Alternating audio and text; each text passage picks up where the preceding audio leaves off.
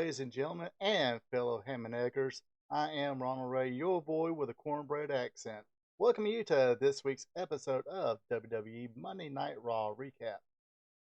As you can see, as you can tell if you did watch the program, we got that card, that SummerSlam card, finally cooking. Got a very high profile match finally got done. It's been made official. Also, we had a nice little Oscar performance from somebody. Kind of a couple of them maybe. Anyway, if you digging what you're hearing, you know what to do. Click that like button. Also, leave a comment. Let me know what you thought about this week's Monday Night Raw. And be a champ.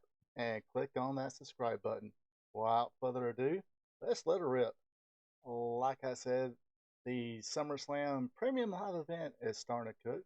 The card is starting to cook now. The grill's getting warmed up. So let's put a little sizzle on that. Put a little seasoning on that.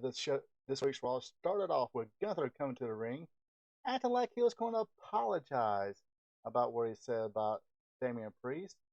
He said, "Screw it," because crowd kept booing him anyway. He said, "Screw it." He's not going to apologize. He meant every word I said, or he said he meant every word he said. Damian Priest came out, thought he was about to say anything, but no, he just dropped the mic. And here we go. We start throwing hands. A big brawl ensued. They brought in the ring, out of the ring, actually out in the won't say parking lot, but the garage area as well. Finally, Adam Pearce threw them both out. So yes, this is how you put a little sizzle on that meat you putting on the grill. Let things cook a little bit. You know what I'm saying? All right. All right, first match of the night is a number one contenders match for the Intercontinental Championship. I believe whoever wins this match goes on to SummerSlam to face Sami Zayn. It, of course, is Ilya Dragunov versus Braun Breaker. Man, these guys definitely have good matches together. Don't need to see it every week, but looking forward to more matches. Maybe when Braun Breaker wins that Intercontinental Championship. Hopefully by SummerSlam, or hopefully at SummerSlam. Just my opinion. Probably see some more matches with these two. That will definitely elevate, I believe, the Intercontinental Championship. You ain't really got to put it on one person and have it tied down to somebody. You can put it on one person and have two people feud over it. Maybe play hot potato with it a little bit, not much, but anyway. Again, this match was good. Little filling out process. Got a feeling Braun Breaker don't like being chopped.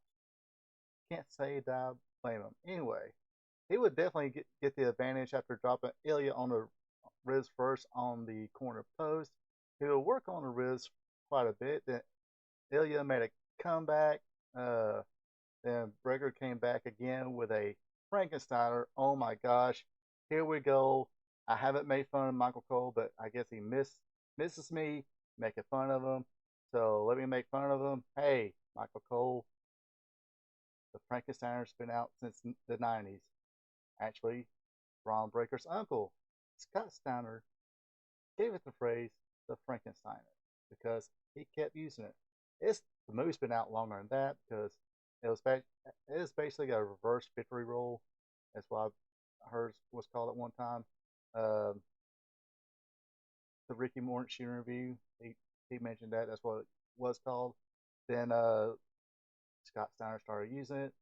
Jim Ross asked him, "Hey, what do you name that move?" "Hey, let's call it the Frankensteiner." So Pat McAfee wasn't the first one ever, or it wasn't something new that Pat McAfee came up with and calling it the Frankensteiner. Obviously, he's a wrestling fan, or maybe he's a wrestling fan, or yes, he's a wrestling fan from what I can tell, but not sure how far he goes back. Don't know if he knows what Frankensteiner was. Maybe somebody pieced it in his ear. And of course, Michael Cole should know better. Anyway, like I said, Dragunov made another comeback, hit a Death Valley driver on the apron. Was looking to do a dive off the apron onto Braun, but Breaker would hit a spear, causing Ilya to hit his head on that apron as well. Uh, they said he couldn't continue, so winner by the winner of the match by technical knockout, if you want to call it, or because his opponent can't continue, is Braun Breaker. He will be going up against Sami Zayn at SummerSlam. More on that later. Next is a ladies match. It is Lyra Valkyrie versus Sonya Deville. Of course, Lyra's got Carter and Chance with her. Uh, Deville, she's got two badass chicks, Starks and uh, Baszler. Oh my gosh, won't want to. I'm a dude. I'm a heavy dude. Won't want to fight these chicks. These are professional ass kickers. So watch what you say around these women. Let me tell you. Anyway, Lyra had the advantage until she went for a dive. Uh, Baszler would move Sonya out of the way. That way, Lyra missed and hit. Then Deville threw up against the, I guess you can call it guardrail or padded guardrail. Lyra almost had it with a Doctor Bomb, uh, but Deville's crew and Valkyrie's crew would go at it. Sonya would take advantage of the distraction, hits the Deville Advocate for the win. After the match, we got another creepy video featuring the creepy chick Nikki Cross. Basically, hey, they all laughed at you, they made fun of you, blah blah blah, and basically that was it. Very creepy. Uh, Definitely reminds me of some not really Rob Zombie movies, but kind of that late 2010s, like 17, 18 type horror movies. So pretty good stuff so far here. All right, let's talk about this one. The Punkster came out, CM Punk. He says he is clear. He wants a piece of Drew McIntyre. He wants his pound of flesh. Out comes the Scottish psychopath, Drew McIntyre. He does what he can to entice CM Punk to go after him, but Adam Pearce does come out. The security guards do hold CM Punk back. Not really. Drew McIntyre's holding back on his own. He don't really need to be held back on this one because, as Adam Pearce plainly stated, that if any two touch each other, this match is off. Uh, oh, he would, yes. Sorry, I skipped that part. He would match, yes. He would announce, yes, that CM Punk, Drew McIntyre, SummerSlam, it is official. However, they cannot touch each other, which Drew McIntyre kind of left out when he was talking about uh, his upcoming match with CM Punk. Uh, Adam Pearce said, look, if either one of y'all touch each other, this match is thrown out, and whoever instigates or whoever throws a first punch will be suspended indefinitely. Um, and we hit another little snag here. He also said, we also need a special referee for this thing. Hit the music, the crowd starts singing. Seth Rollins comes out and he announces that he will be the special referee for the CM Punk Drew McIntyre match at SummerSlam. And don't let CM Punk like that idea. Drew McIntyre didn't seem like it either, but he kind of kept his cool a little bit. So we should we should definitely see what comes out of that one. Like I said, little twist in this match. Gotta like it. All right, next match is Akira Tozawa, Otis, and Xavier Woods come against the Final Testament, uh, Karrion Kross, and AOP, the Authors of Pain, with Scarlett and Paul Ellering at ringside with them. They do explain that Kofi Kingston has been hurt, so therefore, don't know if he is if Xavier's going to still switch or not. Who knows? However, they were doing pretty good. Razor had his hands full, definitely with Xavier Woods and Tozawa. Tozawa hitting a nice, pretty little dive on him. Final Testament will take over, start whooping up on poor Tozawa. until Otis got tagged in. He cleans house. Woods would come back in, start clobbering on Karrion Kross until Karrion was able to hit the final prayer for the win. After the match, Chad Gable and the Creed brothers came out. Uh, Chad said, "Hey, won't you come back, join up back with us? We got the Wyatt Six. That's after all of us. Almost just mainly him almost, but come join us." Otis got on the mic. He said, "Nah, not today, buddy. Uh, we got this on our own." Chad Gable apparently didn't like that, so he sicked the Creed brothers on Otis and Akira Tozawa. Then, of course, here comes lights out. The creepy people are out. That is the Wyatt Six. Uh, Looked like the Creed brothers were, on the floor, ready for a fight. Tell them to come on. Gable was by himself in the ring. Probably should have kept the eyes on the back of his head because Uncle Howdy was right behind him. Gets his attention. Uh, he hits the Sister Abigail, which was, of course, Bray Wyatt's move. Crowd definitely popped on that one. Nice little segment here. So finally, not totally physical, but we finally got to see Uncle Howdy, Bo Dallas, be physical with somebody, of course, hitting that Sister Abigail. Looked pretty good. It looked like he perfected it pretty well. So, um, not sure if they're going to throw this match at SummerSlam or not. They might keep put. They probably put it on the back burner a little bit, still let it marinate a little bit before they throw it on the grill for SummerSlam. Might be the next premium live event. I'm pretty sure next week we'll find out if they will sign a match between the Creeds with Gable against the Wyatt Six.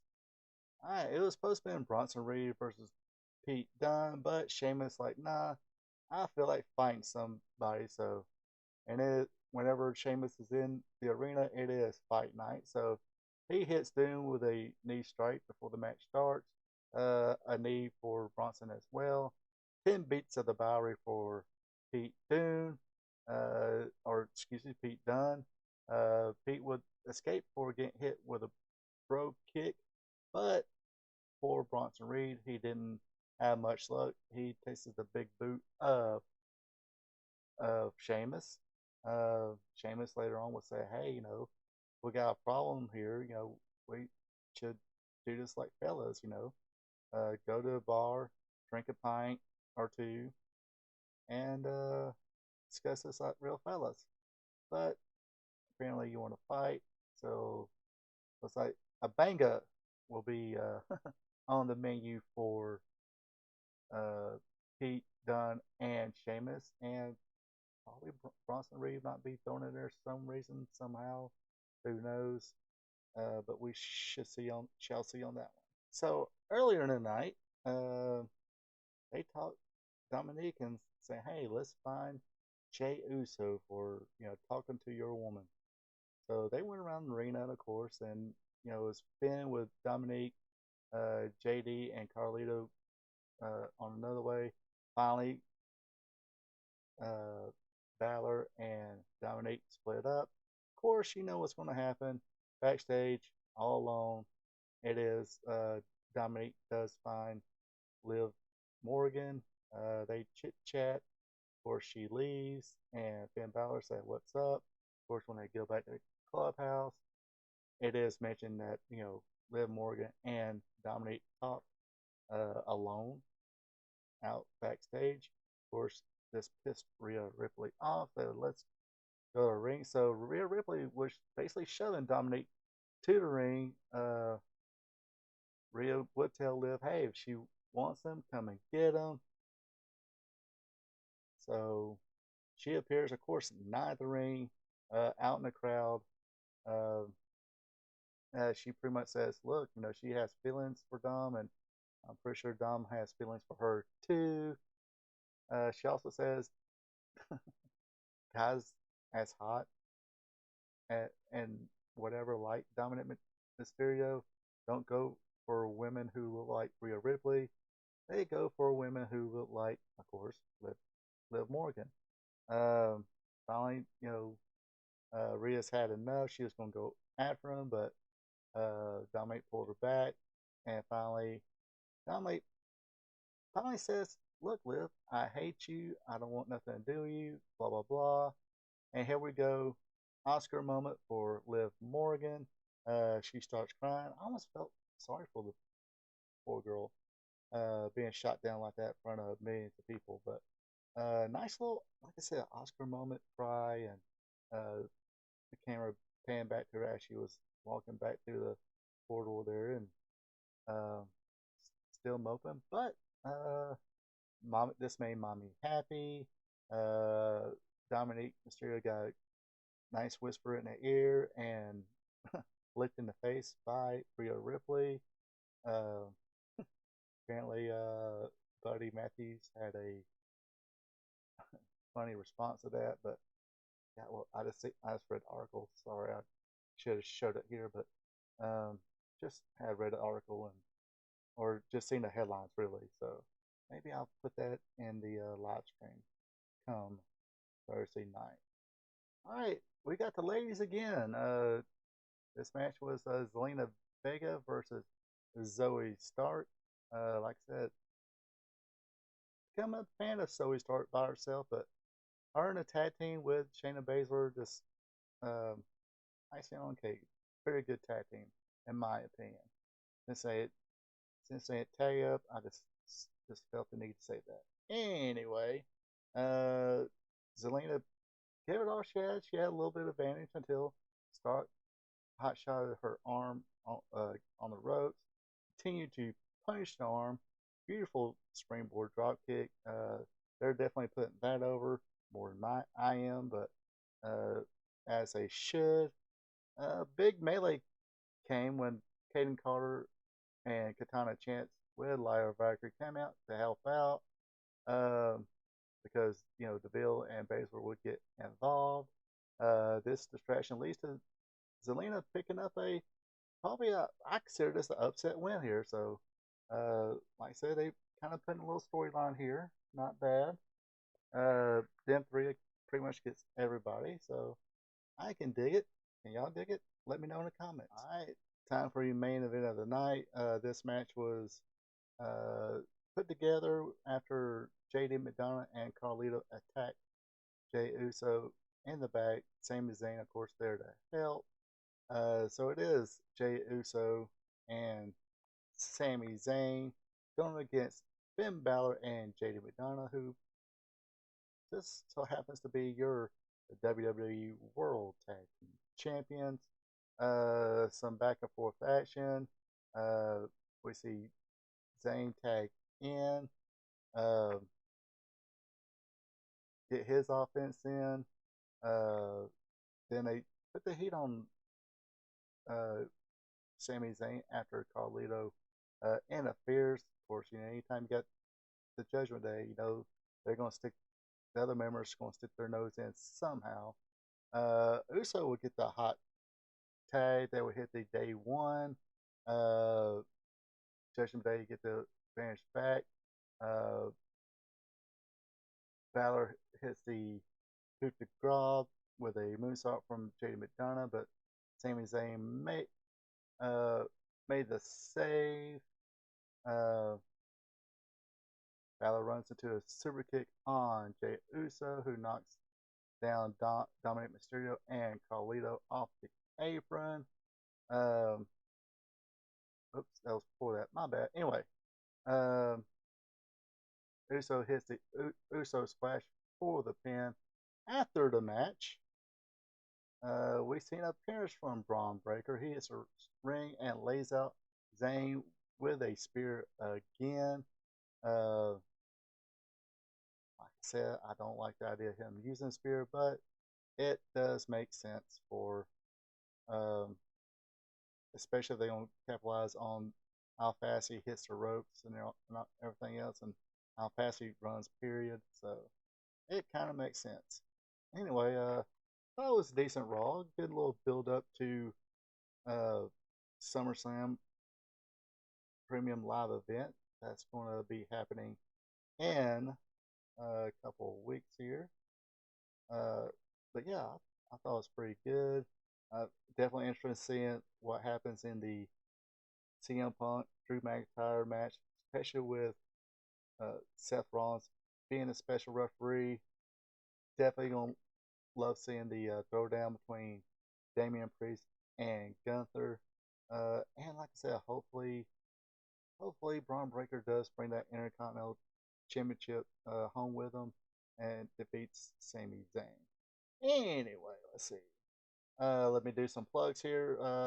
Every Tuesday, I do a trivia show called Wrestling Trivia Tuesday. Sorry about this week. Forgot a couple of things. So I had to use the AI voice thingy, type the text, whatever. Uh, so uh, good news about that. You didn't have to hear me babble about every little thing. And I guess the bad news is you didn't have to hear me babble about every little thing. But anyway, uh, sorry about that. Next week we'll uh we'll be better. It'll be back at me doing it. So live or not live, but recorded and uploaded on Tuesday. Of course, today you're hearing uh the WWE Raw Recap show. Of course, next week's Raw will be the go home before SummerSlam Premium Live event. So it should be interesting Raw. Uh, above, you know, with that being said, I also do an AEW Dynamite recap show, and I usually try to have this out on Thursdays. Um, Not sure what's we got the Blood and Guts happening tonight, being Wednesday. So definitely be talking about the Blood and Guts episode of Dynamite. Should be pay per view, but hey, uh, it still should be good. Let's just let's just go with that. Also on Thursdays, I do a live stream called Spot Show Live Stream with me, Ronald Ray. I'll talk a little bit about the Blood and Guts, probably. Uh, just little tidbits of what's going on in the world of professional wrestling.